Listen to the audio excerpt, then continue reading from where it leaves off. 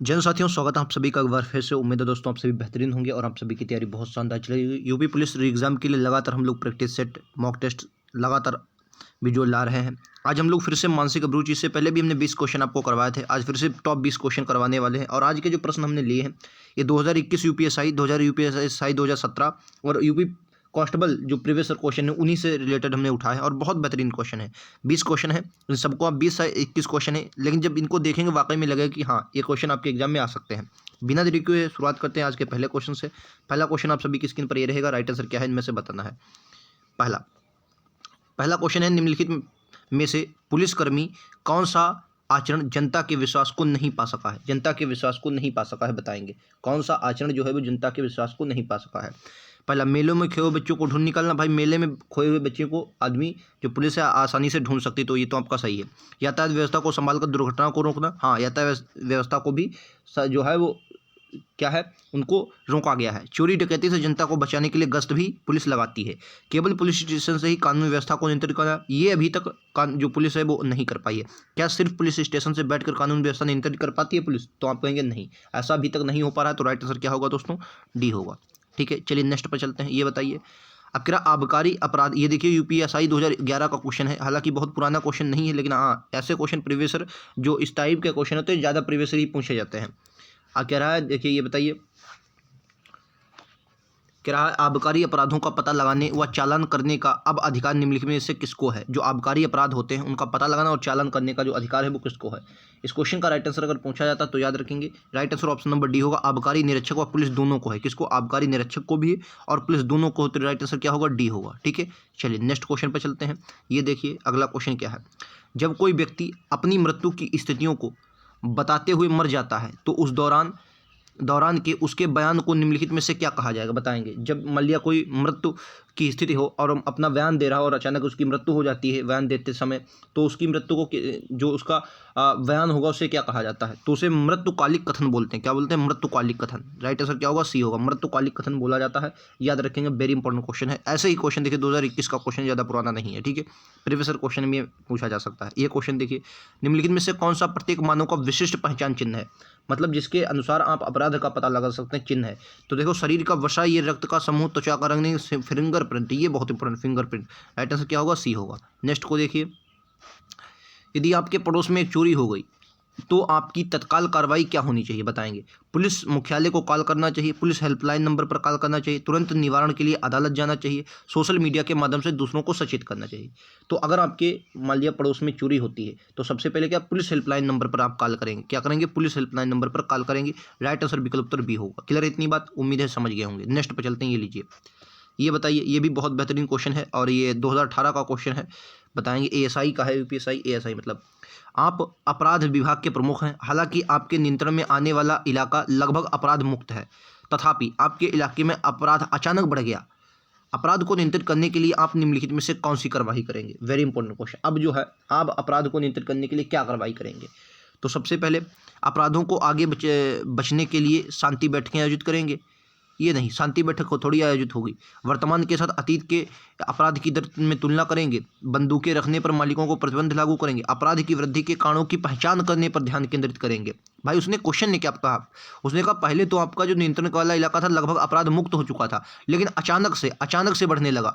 तो अब आपको वो कारण ढूंढने हैं, वो कारणों की पहचान करनी है जिससे अचानक क्या हुआ, अचानक अपराध में वृद्धि हुई। तो राइट आंसर क्या होगा? डी होगा। क्लियर है? चलिए नेक्स्ट पर चलते हैं। ये बताइए, यदि किसी प्रदेश में अपराध दर बढ़ रही हो तो, यदि किसी प्रदेश में अपराध दर बढ़ रही हो तो क्या होगा? सरकार जिम्मेदार है, पुलिस जिम्मेदार, न्याय व्यवस्था जिम्मेदार है, वहाँ के रहने वाले लोग? ऐसा माना जाता है जब कहीं भी अपराध बढ़ते हैं तो उसका जिम्मेदार कौन होती है? पुलिस होती है। हालांकि आपका किसी भी कोई भी परिपक्व हो, लेकिन यहाँ पर पुलिस ही जिम्मेदार होती है। राइट आंसर क्या होगा? बी होगा। ठीक है, चलिए नेक्स्ट को देखते हैं। अगला क्वेश्चन क्या कर रहा है, निम्नलिखित में से वह कौन सी स्थिति है जिसमें एक पक्ष को किसी तीसरे पक्ष के गैर कानूनी कार्यों के लिए आंशिक रूप से या पूर्ण रूप से जिम्मेदार ठहराया जाता है? बताएंगे। या तो आंशिक रूप से जिम्मेदार ठहराया जाता है या पूर्ण रूप से जिम्मेदार ठहराया जाता है। तो राइट आंसर प्रतिनिधिक दायित्व बोलेंगे। क्या बोले? प्रतिनिधिक दायित्व बोलते हैं। राइट आंसर क्या होगा? ए होगा। क्लियर है? चलिए नेक्स्ट ये लीजिए अगला। ये बताइए, पहले क्वेश्चन को पढ़ लीजिए। क्या है क्वेश्चन? क्या आप देखते हैं कि एक युवा व्यक्ति एक वरिष्ठ नागरिक को अपशब्द कह रहा है? आप क्या देखते हैं? एक युवा जो है वो एक वरिष्ठ नागरिक को अपशब्द कह रहा है। जब आप उससे प्रश्न करते हैं तो वह कहता है कि वह जो भी कहना चाहता है कहने की स्वतंत्रता उसके पास है। भाई आपने स्वतंत्रता का अधिकार पढ़ा होगा पॉलिटी में, ठीक है। वरिष्ठ नागरिक पुलिस से शिकायत करना चाहता है, स्थिति को सौहार्दपूर्ण हल करने के लिए आप निम्नलिखित में से किन तरीकों को अपनाएंगे। आपने क्वेश्चन को पूरा पढ़ लिया। क्वेश्चन ने क्या कहा, अब अगर आप अपनी भाषा में समझें तो कोई व्यक्ति है, लड़का है या वरिष्ठ नागरिक मतलब नौजवान है, वो एक मतलब वृद्ध पुरुष को आप शब्द कह रहा है और उसने ये भी बात की कि हमारे पास इसका बोलने का अधिकार है। अब जो वरिष्ठ हैं वो आपसे शिकायत करना चाहते हैं, तो ऑप्शन के अनुसार आप देखिए, घटना को देखने वाले लोगों से सहायता मांगेंगे। भाई जो घटना को देख रहे हैं उनसे सहायता मांगे, सहायता तो नहीं मांगेंगे। वरिष्ठ नागरिक को अच्छा व्यवहार करने की सलाह देंगे, वरिष्ठ नागरिक को, ठीक। युवा लड़के को थप्पड़ मारेंगे, उसे माफ़ी मांगने के लिए कहेंगे, दोनों पक्षों को शांति बनाए रखने के लिए कहेंगे। देखो यहाँ पर क्या होगा, मामले का आपको क्या करना है, उसने कहा सौहार्दपूर्ण हल निकालना है, तरीके से हल की मांग की जा सकती है। इसलिए दोनों पक्षों की पहले तो आप बात सुने, क्या भैया जो नौजवान कह रहा है सही कह रहा है, अगर वृद्ध पुरुष को कुछ कह रहा है तो क्यों कह रहा है, तो इसका जो सबसे सटीक आंसर होगा, राइट आंसर डी होगा, दोनों पक्षों को शांति। अब ये तो बिल्कुल नहीं होगा क्योंकि ये निगेटिविटी फैलती है। ऐसे क्वेश्चन यही तो होता है कि आपको ये क्यों दिए जाते हैं कि आपकी सोच क्या है। अब भैया उसे थप्पड़ थोड़ी मारेंगे और ना ही वरिष्ठ नागरिक को सलाह देंगे, आप क्या करेंगे, दोनों, ऐसा तो है नहीं वरिष्ठ नागरिक की गलती हो सका जो वृद्ध पुरुष हैं उन्होंने ही पहले कुछ कहा हो, ठीक है। तो दोनों पक्षों को शांति रखने के लिए कहेंगे, पहले बात सुनेंगे उनकी शांति रखने के। 2018 का आया हुआ क्वेश्चन, ये लीजिए अगला क्वेश्चन। क्वेश्चन क्या कर रहा है, कल्पना कीजिए कि आप कार्यालय जा रहे हैं और आप देखते हैं कि एक मोटरसाइकिल की एक कार के साथ दुर्घटना हो गई। समझो कार्यालय आप जा रहे हैं, एक मोटरसाइकिल की कार के साथ दुर्घटना हो गई, मोटरसाइकिल चालक गंभीर रूप से घायल हो गया जो मोटरसाइकिल चला रहा है। तो आपकी पहली प्रतिक्रिया क्या होगी, ऑप्शन देखिए, पहली प्रतिक्रिया क्या होगी, कार और मोटरसाइकिल की टक्कर हुई, मोटरसाइकिल वाला गंभीर रूप से घायल हो गया। कार चालक को डांटना, पुलिस को सूचित करना, मोटरसाइकिल चालक के पते को खोजना या एम्बुलेंस को बुलाना। देखिए ये आप पुलिस में ना हो तब भी एक आप अगर क्या मतलब एक आम नागरिक हो तब भी क्या करें, भाई कार वाले को डांटने से पहले क्या करें, आप एम्बुलेंस को बुला लें ताकि जो गंभीर घायल हुआ उसका इलाज हो सके, बाद में उसका कुछ भी किया जाए। लेकिन सबसे पहले आपकी जो प्रतिक्रिया होनी चाहिए वो एम्बुलेंस को बुलाना। राइट आंसर डी होगा। नेक्स्ट ये लीजिए आपकी स्क्रीन पर, बताइए आपके अनुसार जनता को समाज के नियमों और अधिनियमों को पालन करना चाहिए कैसे। कभी कभी प्राधिक और संतुष्ट करने के लिए जो जनता है, जनता को समाज के जो समाज में नियम बनाए गए और अधिनियम समाज के या कानून मतलब समाज के नियम मतलब कानून और अधिनियमों को पालन करना चाहिए जनता को। कब, कभी कभी प्राधिकारी को संतुष्ट करने के लिए, जो अधिकारी है उसको संतुष्ट करने के लिए, या जब भी इनका पालन करना संभव हो तब, भले ही या इनके हितों के खिलाफ हो तब भी उनका पालन करना चाहिए, अगर यह उनके लिए उपयुक्त है और पालन करना सुविधाजनक है।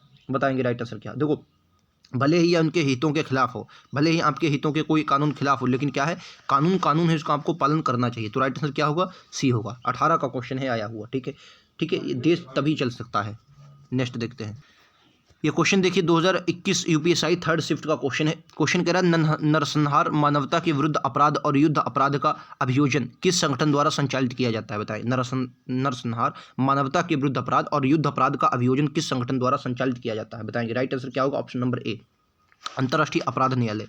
अंतर्राष्ट्रीय अपराध न्यायालय के द्वारा किया जाता है, ठीक है। Right answer option number A होगा, ए वाला करेक्ट है। अगला ये देखिए, आपको संदेह है कि आपका अधीनस्थ अपराधियों के खिलाफ शिकायत दर्ज करने के लिए रिश्वत लेता। अधीनस्थ मतलब होता है आपसे अपर अधिकारी, अधीनस्थ अपराधी खिलाफ शिकायत दर्ज करने की रिश्वत लेता, तो आप निम्नलिखित में से कौन सी करवा। आप व्यक्ति को तुरंत नहीं, अधीनस्थ मतलब सॉरी नीचे वाला, आप अधीनस्थ मतलब आपसे जूनियर, ठीक है।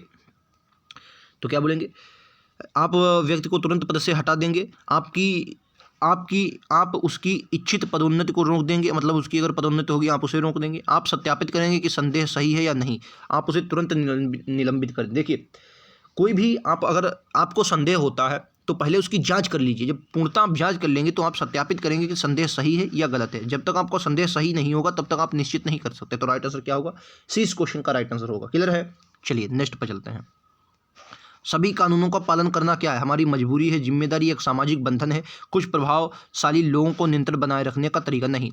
एक कोई कानून बनता है उसकी पालन करना उसका जिम्मेदारी होती है, ठीक है। अगर जिम्मेदारी आप नहीं निभाएंगे तो अदालत और पुलिस तो है ही, ठीक है। तो ये बातें आपको याद रखनी चाहिए। चलिए नेक्स्ट को देखते हैं। अब ये देखिए, आपका महान अभिप्राय अपने समाज में, सांप्रदायिक सौहार्द कायम रखना है, आप इसे किस प्रकार कर सकते हैं। आपका जो अभिप्राय है वो अपने समाज में सांप्रदायिक जो कायम रखना, सांप्रदायिकता जो है उसको कायम रखना है। तो इस किस प्रकार आप कर सकते हैं, जो आप इसको कायम रख सकते हैं, तो किस प्रकार कायम रख सकते हैं बताएंगे, किस प्रकार कायम रख सकते हैं। देखो, हमेशा केवल उसी को स्वीकार करें जो बहुसंख्यक समुदाय चाहता हो, ऐसा नहीं है भाई। क्या पता बहुसंख्यक समुदाय गलत ही चाहता हो। किसी विशेष समुदाय के धार्मिक भाषणों का प्रसारण को प्रतिबंधित करना नहीं। भाषणों भाई धार्मिक आप एक हिसाब से गलत ही कर देते हैं, तो ये सी वाला भी गलत, बी वाला भी गलत है।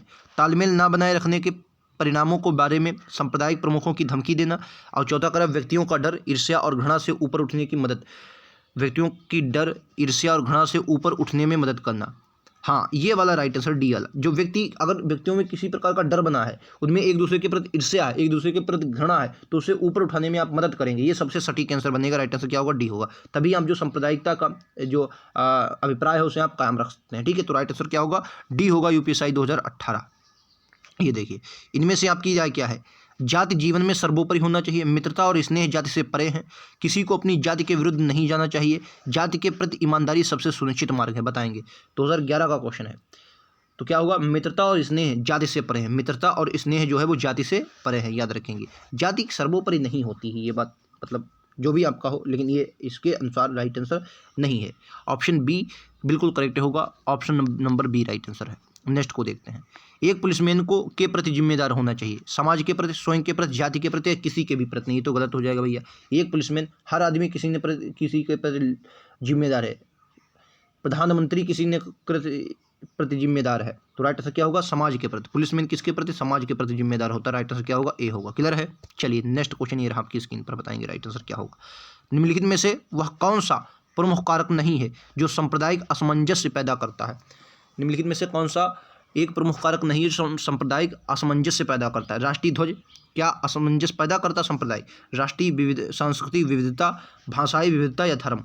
तो देखो, एक बात बताइए, आप कहेंगे क्या इनमें से क्या होगा, बताएंगे आपको। तो राष्ट्रीय ध्वज इसमें सांप्रदायिक असमंजस्य कहाँ पैदा करता है? बाकी हाँ, सांस्कृतिक विभिन्नता होती है, जैसे केरल में कुछ और पहना जाता है, यूपी में कुछ और पहना जाता है, असम मिजोरम में कुछ और पहना जाता है, तो ये आपका प्रमुख कारण हो सकता है। भाषाई विविधता भी है, आपका कई भाषाएं अपने भारत में, और धर्म भी हो सकता है, बौद्ध धर्म, जैन धर्म, हिंदू धर्म, मुस्लिम धर्म, लेकिन राष्ट्रीय ध्वज तो सबका एक है, तो राइट आंसर क्या होगा? ए, ये आपका नहीं है। ठीक है, चलिए जेल वार्डन में आया हुआ क्वेश्चन है, ये देखिए। भारत का संविधान अपने संपूर्ण लोगों को समान अवसर प्रदान करता है। स्वतंत्रता के बाद सरकार द्वारा ली गई सभी नीतियां निम्नलिखित में से इस एक को छोड़कर सांप्रदायिक सौहार्द बढ़ाने का उद्देश्य से लागू हुई है। फिर से एक बार क्वेश्चन को पढ़ते हैं। भारत का संविधान अपने संपूर्ण लोगों को समान अवसर प्रदान करता है। स्वतंत्रता के बाद सरकार द्वारा ली गई सभी नीतियां निम्नलिखित इस एक को छोड़कर सांप्रदायिक सौहार्द बढ़ाने के उद्देश्य से लागू हुई हैं। तो बताएंगे कौन सी जो नीतियां हैं वो सांप्रदायिक को बढ़ाने के लिए लागू हुई हैं, बताएंगे। जेल वार्डन का क्वेश्चन है। क्वेश्चन क्या कर रहा है? जाति, धर्म, पंथ, जन्म स्थान की भिन्नताओं के बावजूद सभी भारतीयों के साथ समान व्यवहार किया गया है। अगला क्वेश्चन, स्वतंत्रता के बाद सरकार ने सहिष्णुता, धर्मनिरपेक्षता और राष्ट्रीय एकता का समर्थन किया है। 1956 में भाषाई असमंजसता के आधार पर भारत के विभिन्न राज्यों का गठन किया। ये सही होगा, सी वाला बिल्कुल करेक्ट है। सी वाला इस क्वेश्चन का राइट आंसर बिल्कुल करेक्ट है। ठीक है, याद रखें, सी राइट आंसर हो जाएगा। नेक्स्ट को देखते हैं। ये आज का लास्ट क्वेश्चन, बताइए राइट आंसर क्या होगा। क्वेश्चन क्या करा, ध्यान से पढ़िए। कह रहा सामान्य रूप से विभिन्न धर्मों के लोगों के बीच मनमुटाव शत्रुता का कारण होता है। सामान्य रूप से विभिन्न धर्मों के लोगों के बीच मनमुटाव शत्रुता का कारण होता है। आर्थिक असमानता होती है। आर्थिक असमानता एवं ऐतिहासिक कारण होता है। असमानता एवं अज्ञान होता है। आर्थिक असमानता, ऐतिहासिक कारण और दुष्प्रचार होता है। बताएंगे जो सामान्य रूप से विभिन्न धर्म जो होते हैं उनके लोगों के बीच मनमुटाव क्या होता है? देखिए, अगर धर्म के बीच लोगों में है तो वो आर्थिक असमानता, ऐतिहासिक कारण और दुष्प्रचार होगा। अगर आप किसी दुष्प्रचार मतलब गलत प्रचार अगर आप कर रहे हैं, इतिहास में कर रहे हैं, इतिहास उस धर्म का इतिहास ऐसा था, इस धर्म का इतिहास ऐसा, तो क्या ये है? ये विभिन्न धर्मों के बीच मनमुटाव की शत्रुता का कारण बनते हैं। ठीक है, तो राइट आंसर क्या होगा? डी बिल्कुल करेक्ट आंसर है। तो यहां तक हमारे 20 क्वेश्चन थे। उम्मीद है आप सभी को समझ में आएंगे। बेहतरीन क्वेश्चन थे। आने वाले समय में ऐसे लगातार क्वेश्चन आपको मिलते रहेंगे। जरूरत है आप सभी को लगातार जुड़ने की और अपनी तैयारी को बेहतरीन करने की। यहां से आप बेहतरीन अपनी तैयारी कर सकते हैं। ठीक है, तो मिलते हैं अगले वीडियो में। आज के लिए इतना ही। थैंक यू दोस्तों। जय हिंद, जय भारत।